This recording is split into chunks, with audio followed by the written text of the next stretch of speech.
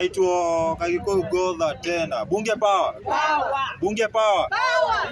Mimi nataka niongelee mambo ya Olkarau bado. Olkarau naona ni vita zinaendelea zisaidii. Na hii ni mambo ya Ndindi Nyoro. Ni mambo ya Kang'ata na nani. Na huyo mtu wa DCP sana. Kashago achani kuambie. Kashago wewe mwenyewe. Mimi ni mtu wa huko Mount Kenya. Na tutaongea kwa tuangalie kifiko nyumbani. Watu mnapigana vitu hazifai. Wewe tafuta Kang'ata, mweke juu ya meza msikizane. Kama ita make sense, wacha Kang'ata endelee na siasa yake. Wewe mwenyewe achana kujipendekeza. Because wewe unajipendekeza sana, unataka wewe mwenyewe ndio unajipiga kifua kwa Mount Kenya. Wewe ndio uko unaambia watu kama ni njia unataka waende hii njia. But cannot make sense. Hatuwezi kuwa tuna make sense. Hiyo wakati wa kutauliwa iliisha. Tumeshachoka kutawaliwa na watu. Tumechoka kutawaliwa. Wakenya wachaneni waambie kama wewe ni mtu wa Mount Kenya. Wachana kununua mambo ya DCP. DCP itawamaliza. Na ndio tutarudi hapa, ndio tulinunua kitu inaitwa UDA. Kumbuka wakati kitu inaitwa UDA ndio inatufanya hivi venye tunakaa saa hizi. Tunalia hivi. Alafu sasa juu DCP imekuja. Juu tuseme Kang'ata yuko kwa DCP, anafaa kupigwa venye anapigwa. Kang'ata anakuja na chama yake, sijui wenye wanakuja nao inajiita Linda Mwananchi. Lakini wenyewe watu wa Mount Kenya, kuna mtu tu amejieka, anataka kumpiga vita, hataki kumwangalia. Jua yuko kwa chama yake, just kukosa kuingia kwa chama ndio anapigwa vita. Anaambiwa hafai kwenda kukampeni pahali. Na akona ruhusa ya kwenda. Yeye ni Mkenya kama mwingine. Yeye ni Mkenya kama mwingine. Anafaa aende atembee penye anafaa. Hata akienda Kisumu, wacha aende apige kampeni yake. Akiingia Central, wacha aende apige kampeni yake.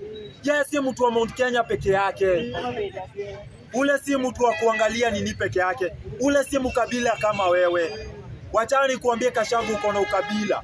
Baka yu kabila umeianzisha kwenye nyumbani. In your own circle. Umeianzisha mpaka kwa your own circle nyumbani. Hapo ndio umeamua kupiga watu.